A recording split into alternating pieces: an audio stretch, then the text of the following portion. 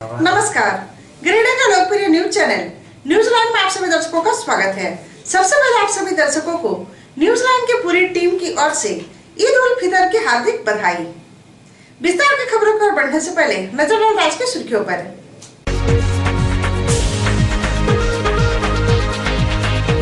गिरिडीह में हर्षोल्लास के साथ मनाया गया ईद। सोशल डिस्टेंसिंग के साथ घरों में ही नमाज अदा कर सगे संबंधियों को दी गई ईद की बधाई। प्रदेशों से जारी है मजदूरों का लौटना। सरिया रेलवे स्टेशन पर घर लौटे श्रमिकों का उपायुक्त और पुलिस अधीक्षक ने किया स्वागत। कररवादी पंचायत के बड़कीटाड़ में घोर जल संकट। आदिवासी परिवार गंगा गाड़ी से पानी लाकर पीने को मजबूर। और लॉकडाउन के कारण ग्रामीण इलाकों में बढ़ी बेरोजगारी। ग्रामीणों को स्वावलंबी बनाने में जुटा JSLPS। अब खबरें विस्तार से। ईद का त्योहार गिरिडीह में हर्षोल्लास के साथ मनाया गया। कोरोना संकट के कारण ईदगाहों में नमाज अदा नहीं हुई। मुस्लिम समाज के लोगों ने घरों में ही नमाज अदा कर सोशल डिस्टेंसिंग के साथ सगे संबंधियों को ईद की बधाई दी। ईद का त्योहार गिरिडीह में सोमवार को हर्षोल्लास के साथ मनाया गया। कोरोना संकट के कारण मुस्लिम समाज के लोगों ने ईदगाहों में नमाज अदा नहीं की। मुस्लिम समाज के लोगों ने अपने अपने घरों में ही नमाज अदा कर देश दुनिया में अमन और कोरोना संकट से मुक्ति के लिए दुआ मांगी। घर में नमाज अदायगी के बाद सभी लोगों ने सोशल डिस्टेंसिंग बनाते हुए अपने सगे संबंधियों को ईद की बधाई भी दी। पाक महीना रमजान में 30 दिनों तक रोजा रखने के बाद मुस्लिम समाज के लोग ईद का त्योहार मनाते हैं और ईदगाहों में इकट्ठा होकर ईद का नमाज पढ़ते हैं। लेकिन इस सदी का पहला साल है जब ईदगाहों में कोरोना संकट के कारण नमाज अदा नहीं हुई।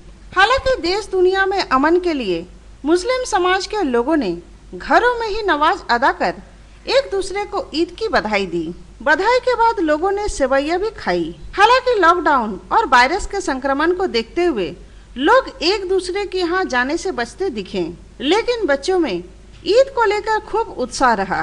बच्चों ने ईद के मौके पर खूब मस्ती किया और बीते 3 महीने से कोरोना के खौफ से परे होकर ईद का आनंद उठाया।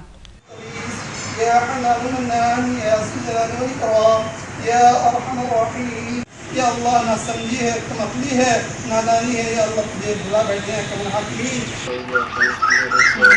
नमाज़ पढ़ा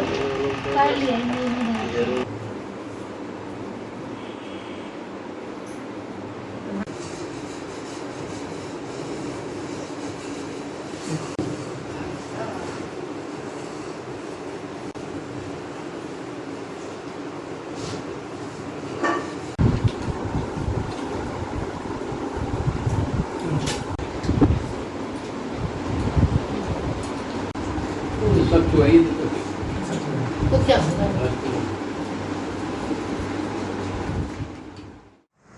देखिए, ईद के इस मौके पर मैं अपने तमाम हिंदुस्तानी भाइयों बहनों को, नौजवानों को मुबारकबाद पेश करता हूँ।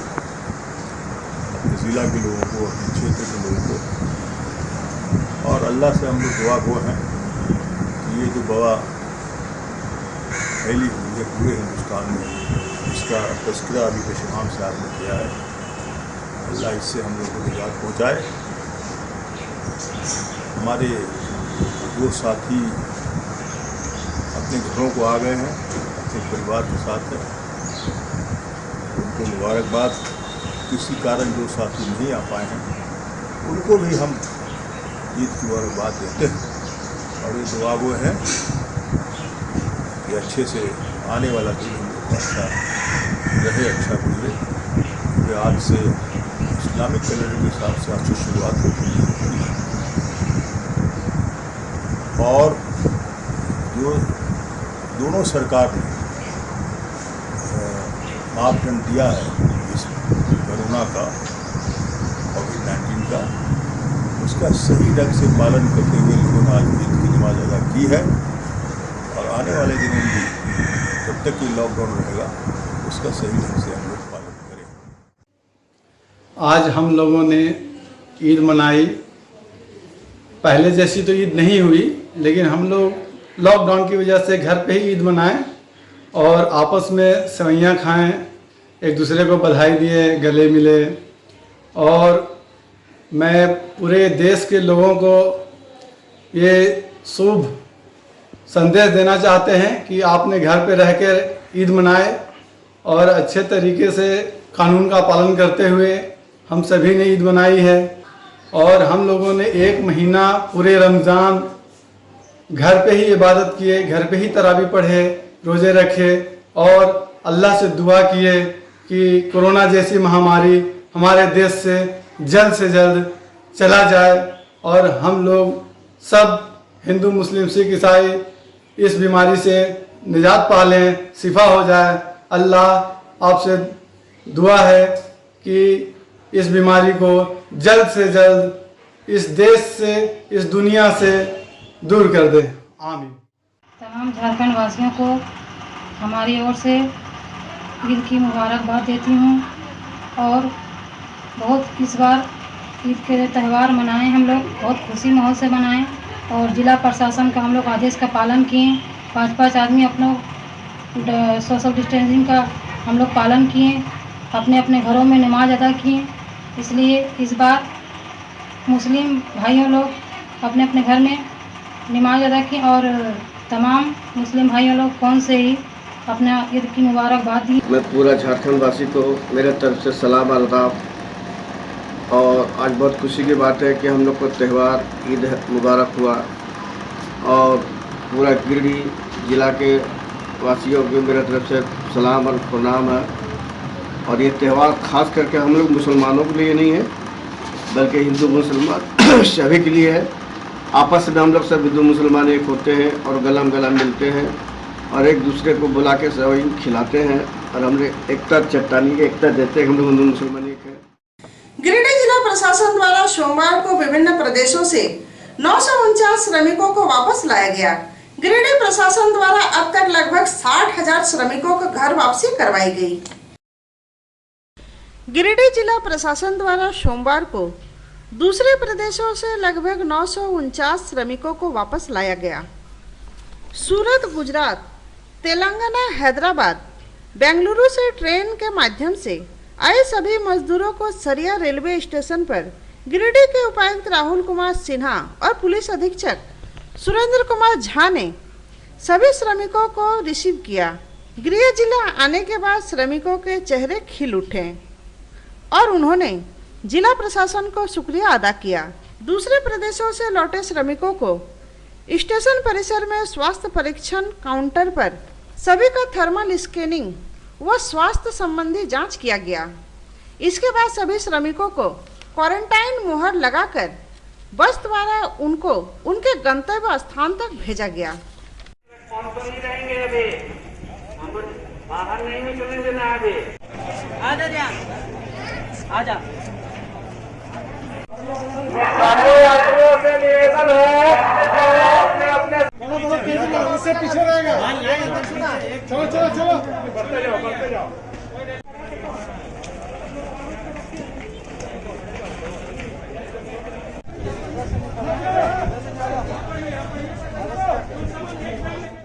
कहाँ से आ रहे हैं? मुंबई से। कहाँ पे जाना है? झारखंड 17। ये ट्रेन का कोई भाड़ा वाड़ा लगा क्या? नो। खाना पीना का कोई पैसा? प्रॉब्लम होगा खाने का। पैसा तो नहीं लगा ना? पैसा नहीं लगा। कहाँ से आ रहे हैं? मुंबई से। कहाँ पे जाना है आपको? जाना है तो हंटरगंज जाना है, चतरा डिस्ट्रिक्ट। खाना पीना का कोई दिक्कत?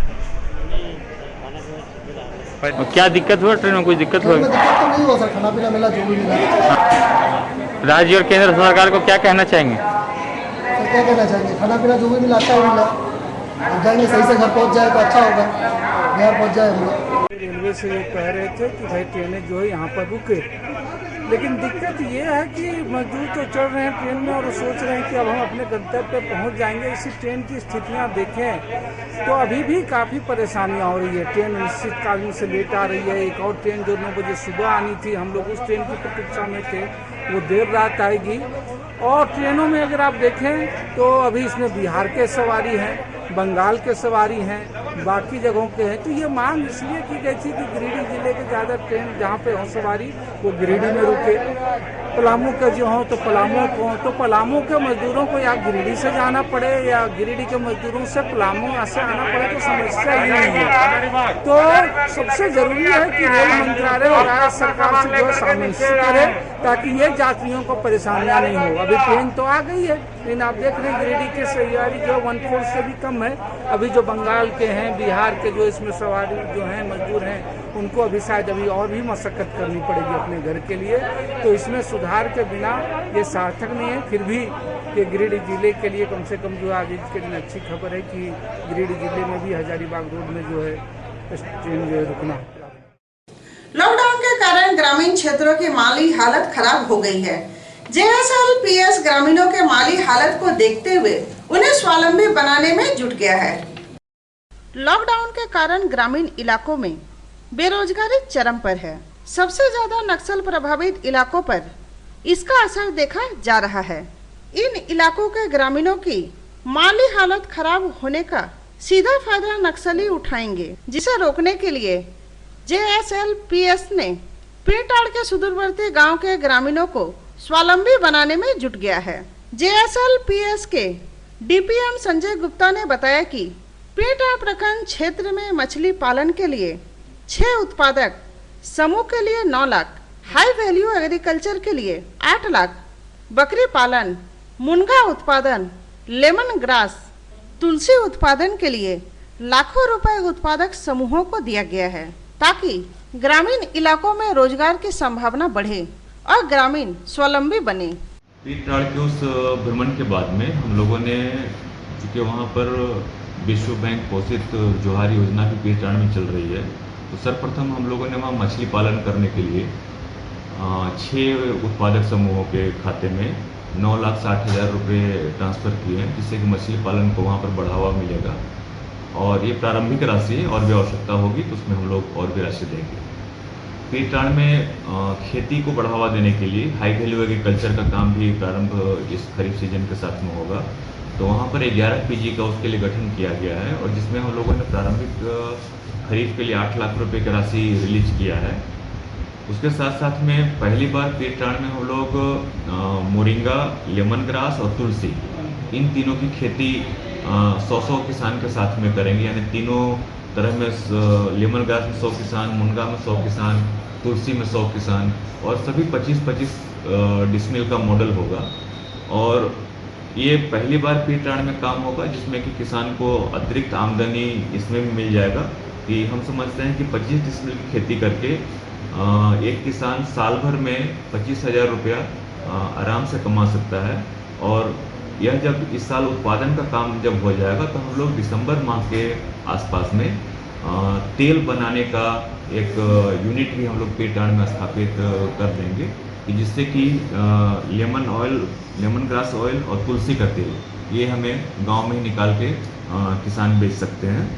और मोरिंगा का प्रोसेसिंग यूनिट हमारा देवरी प्रखंड में लग रहा है, तो यहाँ का जो मोरिंगा मुनगा का जो पत्ता होगा उसको हम लोग यहाँ से किसानों से खरीदा जाएगा और वो देवरी में उसको हम लोग प्रोसेसिंग करेंगे। तो जिला भर में एक प्रोसेसिंग यूनिट देवरी में हमारा अक्टूबर महीना में शुरू होगा, जिसमें से कि उसमें हम लोग काम करेंगे। इसके अलावा गोटरी के लिए जो बकरी पालन है उसकी भी संभावना पीरटाड़ में काफ़ी है। तो पीरटाड़ में हम लोग अभी शेड बनाने का काम अभी प्रारंभ कर रहे हैं सभी PG के साथ में, जहाँ जहाँ पर भी लोग चाह रहे हैं। तो उसके लिए शेड बनाने की जो राशि है कि एक शेड बनाने में 7,500 रुपये की राशि दी जाती है, वो हम लोगों ने अभी उत्पादक समूहों को दिया है। और शेड बन जाने के बाद में बकरी के लिए और देंगे। इसके अतिरिक्त में इन सभी को संचालन के लिए गांव स्तर पे ही एक सामुदायिक कैडर, चाहे वो पशु सखी के रूप में हो, सक्रिय महिला के रूप में हो, और उनके किताब संधारण के लिए बुक कीपर के रूप में, इनकी भी सारी का चयन करके उनका प्रशिक्षित किया गया है, जो इन सभी कार्यों को करने में हमारी टीम को मदद करेंगे। कलरवारी पंचायत के बड़कीटाड़ गांव के आदिवासी परिवार घोर जल संकट से जूझ रहा है। गांव के आदिवासी डांडी का गंदा पानी पीने को मजबूर है।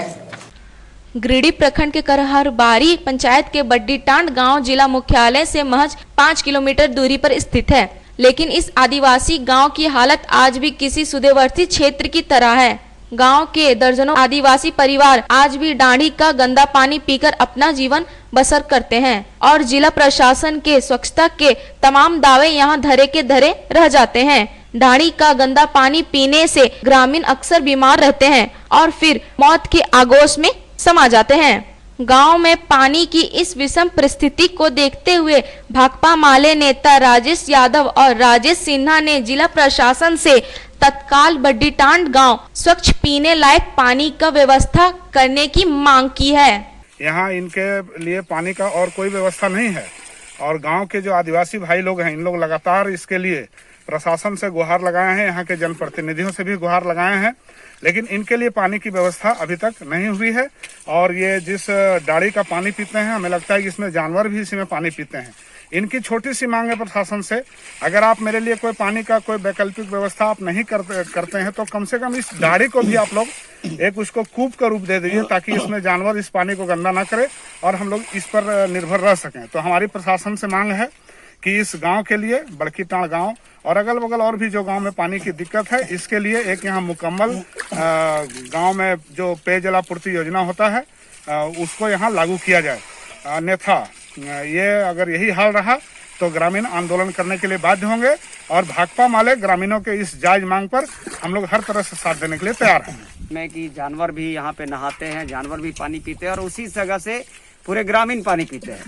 ऐसे कई जनप्रतिनिधि हैं जो लगातार जीत कर जाते हैं या वोट के समय में हाथ जोड़कर मांगते हैं। उनसे पहले तो उस क्षेत्र का जो है उनको हम यहाँ से आगाह करना चाहते हैं कि कम से कम आके देखिए और तुरंत सुधारिए।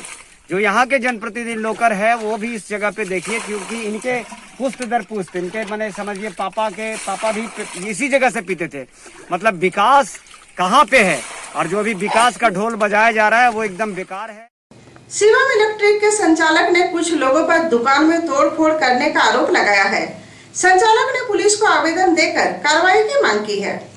नगर थाना क्षेत्र के मकतपुर में स्थित शिवम इलेक्ट्रॉनिक के संचालक ने नगर थाना में आवेदन देकर कुछ लोगों पर दुकान में तोड़फोड़ करने का आरोप लगाया है। दुकान संचालक ने पुलिस से आरोपी लोगों को गिरफ्तार कर कार्रवाई की मांग की है।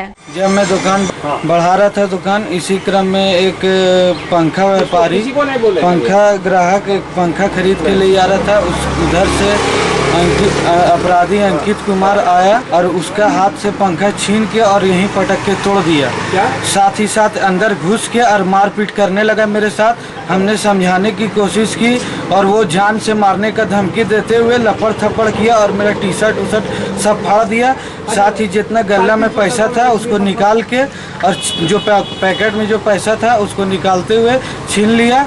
उसके बाद मेरा शीशा फोड़ दिया, पंखा का नुकसान किया और दुकान को क्षतिग्रस्त कर दिया। और उसके बाद वो फ़ोन पे सबको बुला रहा था और मारने का बार बार धमकी देते हुए हम तुरंत गए थाना और वहाँ पे जाके आवेदन दिए। प्रगतिशील विश्व मौर्य परिषद के झारखंड प्रदेश महामंत्री बनाए जाने पर रणधीर प्रसाद वर्मा को लोगों ने बधाई दी है। कुशवाहा युवा समिति पिंडाटांड के युवाओं ने भी बुके देकर उनका स्वागत किया।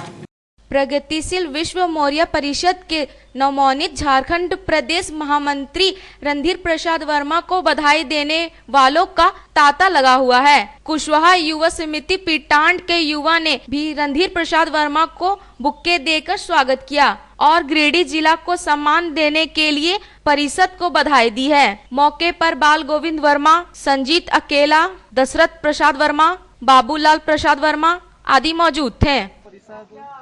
के महामंत्री श्री रणधीर प्रसाद वर्मा को हम लोग बधाई देते हैं। वो हमारे गिरिडीह जिला से हैं और हम चाहते हैं कि रणधीर प्रसाद वर्मा जी झारखंड में ही नहीं पूरे भारत में हम लोग का जो मौर्य लोग हैं उनका नाम पूरे भारत में रोशन करें। प्रगतिशील विश्व मौर्य परिषद के पदाधिकारियों द्वारा मुझे प्रदेश महामंत्री बनाया है। उसको लेकर कुशवाहा युवा समिति पिंडाटांड के युवाओं द्वारा मुझे बुके देकर सम्मानित किया गया और सभी ने खुशी जाहिर किया और प्रगतिशील विश्व मौर्य परिषद के पदाधिकारी ने जो मुझे जिम्मा दिए हैं उस पर मैं खड़ा उतरने का प्रयास करूंगा। जो भी झारखंड प्रदेश अन्य प्रदेश में जो भी समस्या है उसको लेकर हर संभव खड़ा उतरने का प्रयास करूंगा। यह था हमारा आज का। फिर मिलते अगले में कुछ और खबरों के साथ। तब तक के लिए दीजिए पूरी टीम को इजाजत। नमस्कार।